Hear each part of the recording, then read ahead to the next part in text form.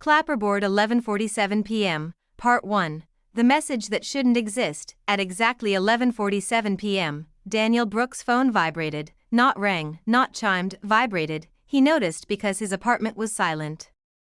The kind of silence that presses against your ears. Daniel was 34 years old, living alone in a one-bedroom apartment in Denver. The walls were bare. The kitchen light flickered occasionally. The only consistent sound was the hum of his refrigerator. He didn't have pets, he didn't have visitors, he barely had friends anymore. His job was remote IT troubleshooting. He spent 8 to 10 hours a day fixing problems for people he would never meet. Have you tried restarting it? That was his life, restarting things for others, never himself. That night he was sitting on the couch, laptop on his knees, pretending to watch something on Netflix. He wasn't paying attention. He hadn't really paid attention to anything in 3 years. Then his phone vibrated, 11:47 p.m., unknown number. The message was short, you could have stopped me. Daniel's body reacted before his brain did. His stomach tightened, his chest hollowed, because he knew exactly who that sentence belonged to. Caleb, 3 years ago. Caleb died in a car crash, officially, drunk driving, unofficially. Something Daniel had buried so deep he stopped calling it memory. He stared at the message for almost 2 minutes before opening it. His hands were cold. When he finally tapped it open, the screen glitched slightly. Then it showed the message again, you could have stopped me. No emojis, no punctuation beyond the period, exactly how Caleb used to text, short. Direct. Blunt. Daniel checked the number. It was Caleb's old phone number. The one disconnected after the funeral. That number had been inactive for years. Daniel told himself something simple. This is a coincidence. Number recycling, spam, yes. That's it.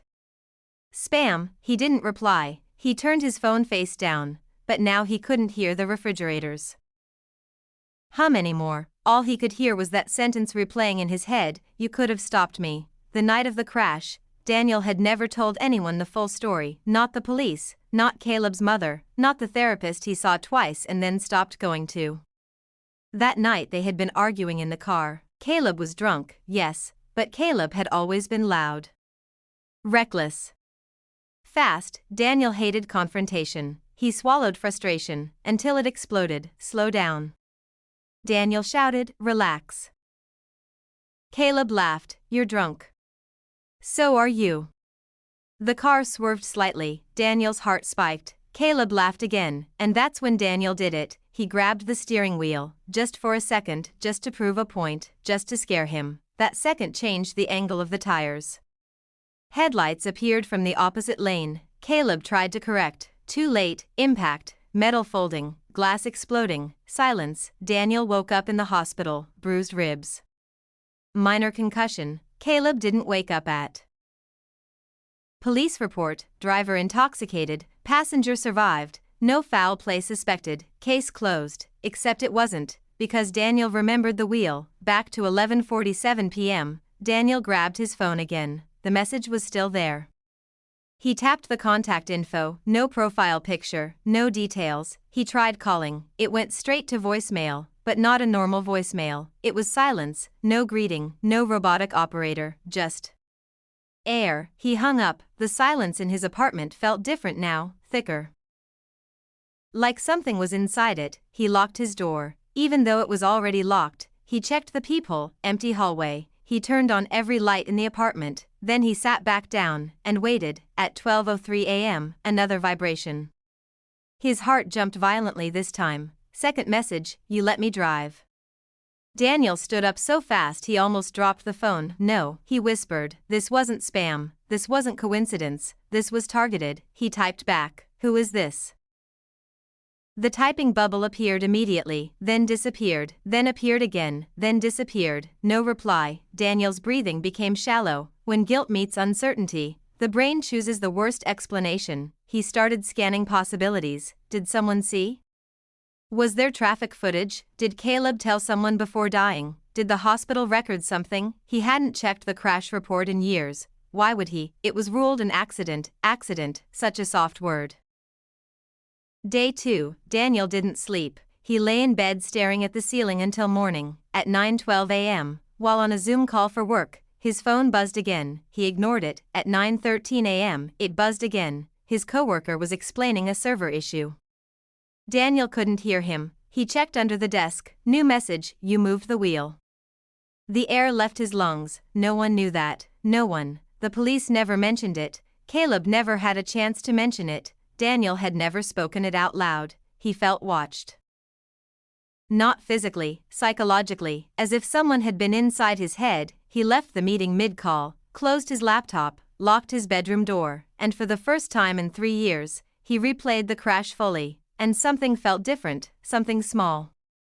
Something he had ignored. Before impact, he remembered seeing headlights in the rearview mirror, not just in front, behind them. Was there another car, or was that his brain trying to shift blame?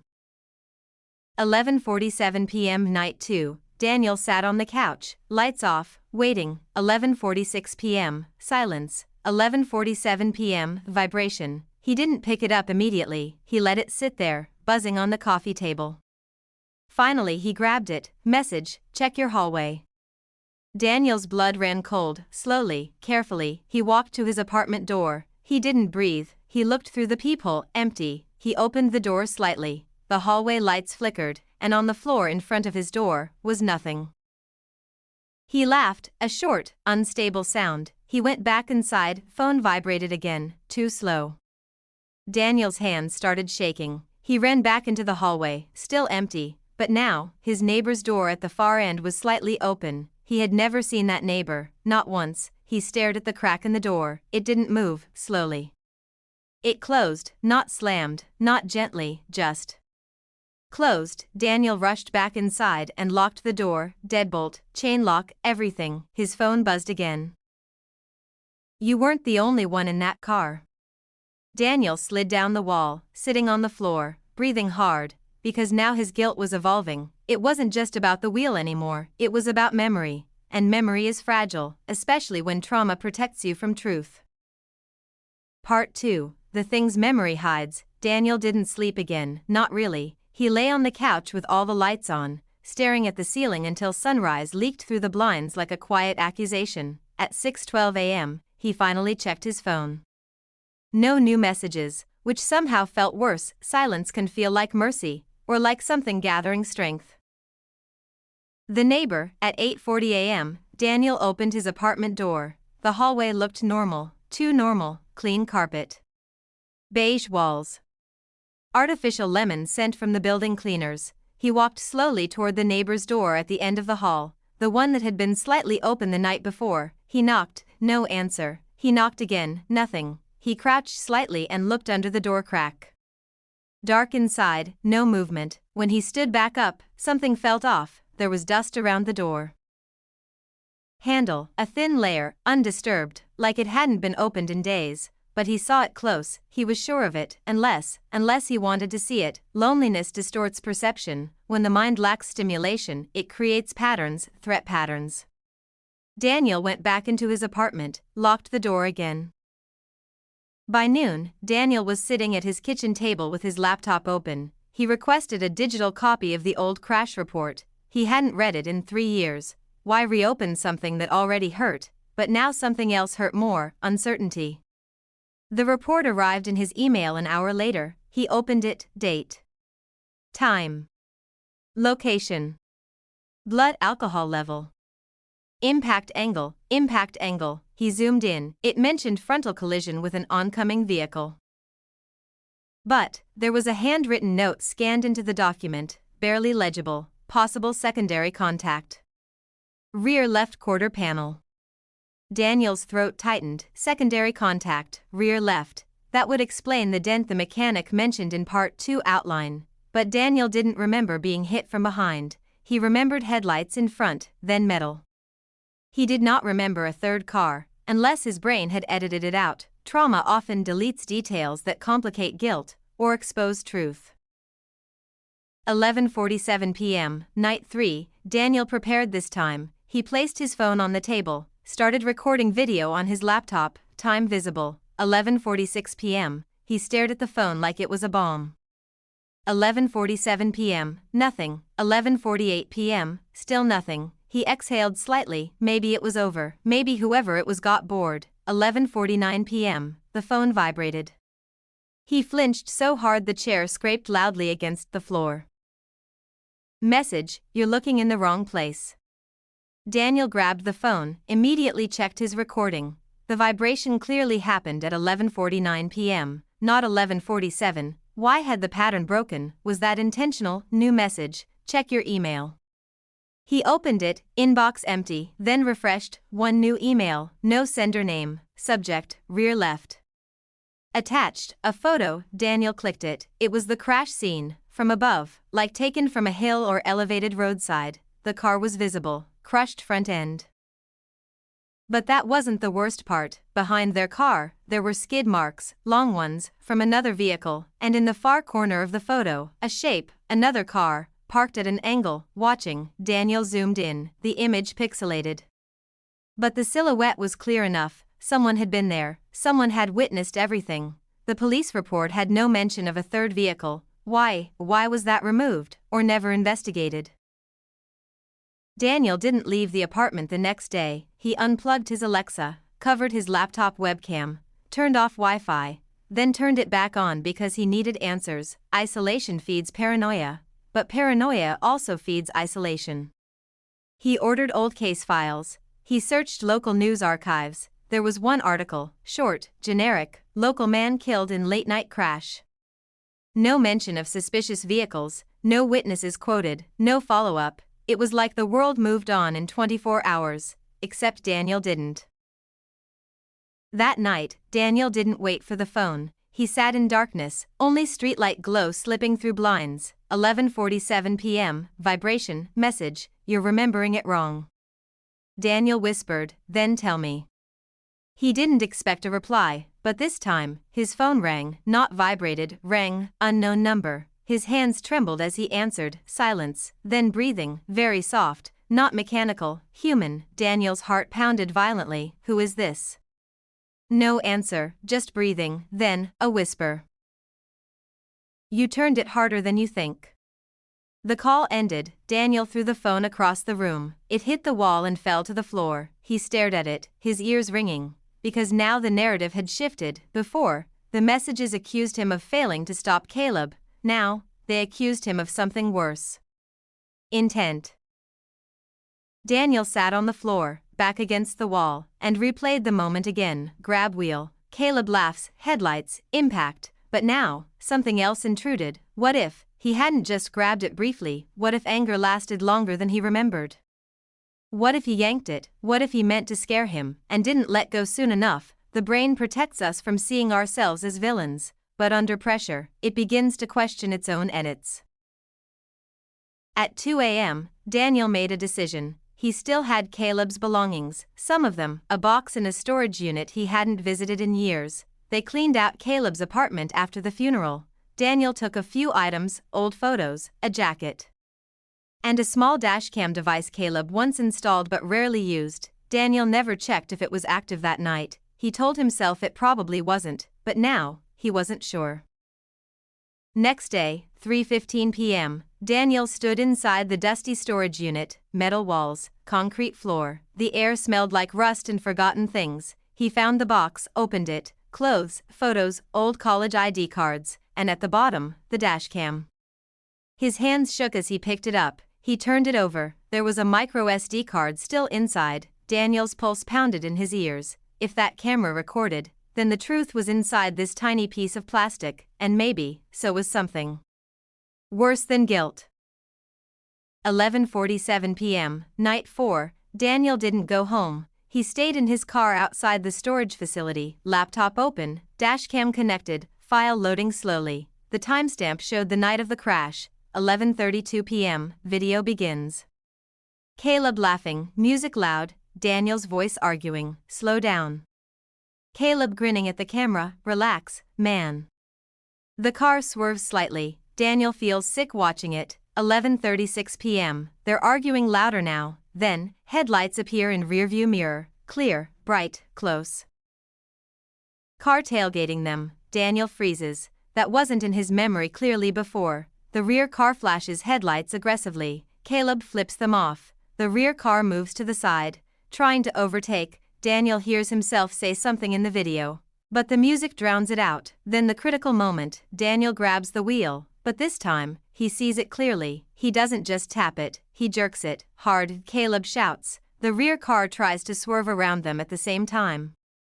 3 vehicles moving at once, everything happens in seconds. Front impact, rear car clips them, spin, black screen. Daniel stops the video, his entire body is numb, because now, the memory is no longer uncertain. He did more than he told himself.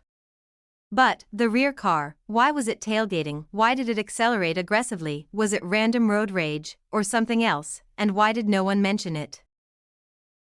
His phone vibrates, 11:47 p.m. Message, now you're ready. Daniel stares at the screen, because whoever is sending these knows he just watched the footage, knows he just remembered, knows exactly where he is. New message, we need to talk about the third car. Camera slowly pulls back, Daniel alone in his parked car, storage facility empty, lights flickering above, and in his rearview mirror, headlights turn on behind him. The headlights behind Daniel's car stayed on, not flashing, not moving, just on, white light filling his rearview mirror. His heartbeat was so loud it almost drowned out the sound of his own breathing. His phone vibrated again, 11:48 p.m., don't drive. Daniel didn't, he couldn't, his hands were frozen on the steering wheel. The headlights behind him suddenly turned off, darkness swallowed the parking lot again. Slowly, Daniel stepped out of his car, the air was cold. Still, he turned toward where the vehicle had been, empty, no engine sound, no door slam, nothing. The lot was open on all sides. There was nowhere for a car to disappear without him seeing it, unless it had never been there. His phone vibrated again. Memory fills gaps with fear. Daniel felt something crack inside him, because that sentence was too precise, too accurate. That's exactly what was happening, or was it? The next morning, Daniel drove to the crash site, a lonely stretch of highway outside Denver, dry grass, guardrails, faded tire marks long erased by time. He stood there for almost an hour, trying to force memory into clarity. A third car had tailgated them. The dashcam proved that. It clipped them during the spin, so why wasn't that in the official report? He requested the full police archive, not the public version, the internal one. It took 2 days. 2 days of silence, 2 days without Messi. Which somehow felt worse, because anticipation is sharper than fear. The omitted page, when the file finally arrived digitally, Daniel locked his apartment door and opened it slowly. Everything looked the same, until page 17, there was a red stamp. Witness statement, withheld.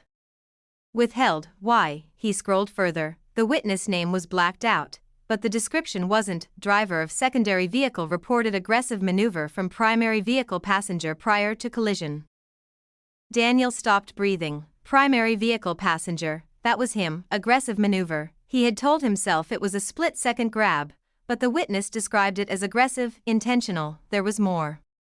Secondary driver declined further involvement. Declined involvement, so someone saw everything, and chose to walk away. Daniel went to see Caleb's sister, Hannah. He hadn't spoken to her much since the funeral. She lived in a quiet neighborhood on the edge of the city. When she opened the door, she didn't look surprised, just tired. You got the files, didn't you? She said. Daniel's throat tightened. You knew about the third car? Yes. How? She stared at him for a long moment. Because I was in it. The words didn't register at first. You. What? I followed you that night. Silence stretched between them. I saw it, she whispered. You yanked it. He shook his head instinctively. It wasn't, it was. Silence, thick. Crushing. I told the police, she said. But there wasn't enough proof to charge you. The dashcam was damaged. My word wasn't enough. Daniel felt dizzy. You said you declined involvement. I did. Why? Because Caleb was already gone. Her eyes hardened, and destroying you in court wouldn't bring him back. Daniel could barely stand, so the messages. He said quietly, She didn't look away, yes. You've been doing this. Yes. The air felt poisoned, you wanted me to suffer. I wanted you to remember. Hannah explained everything calmly. She waited 3 years. She watched Daniel slowly rebuild his life, saw him posting gym photos, saw him laughing in tagged pictures, saw him healing, and something inside her couldn't accept that. You don't get to move on before I do, she said. She used text spoofing services, scheduled messages, timed them for 11:47 p.m., the time of impact. She sent the photo. She tested his door handle once, just once, everything else, fear did the rest. The paranoia. The neighbor door, the headlights in the storage lot, that wasn't her. Daniel blinked. What? She leaned forward slightly. I never went near your storage unit. The room felt smaller. What do you mean? I only sent messages. Daniel's pulse accelerated violently. What about the call? The breathing? I never called you. Silence, heavy, unstable. Daniel's mind started spinning, because that meant not everything was her. The real twist, Daniel drove home in a daze, his thoughts fractured. Some messages were Hannah, but not all. He replayed them mentally. You turned it harder than you think. We need to talk about the third car. She didn't see everything. She didn't see everything. His phone vibrated, 11:47 p.m. He didn't want to look, but he did. Unknown number, message. Now she's told you her version. Daniel's hands began shaking uncontrollably. New message, ready for yours?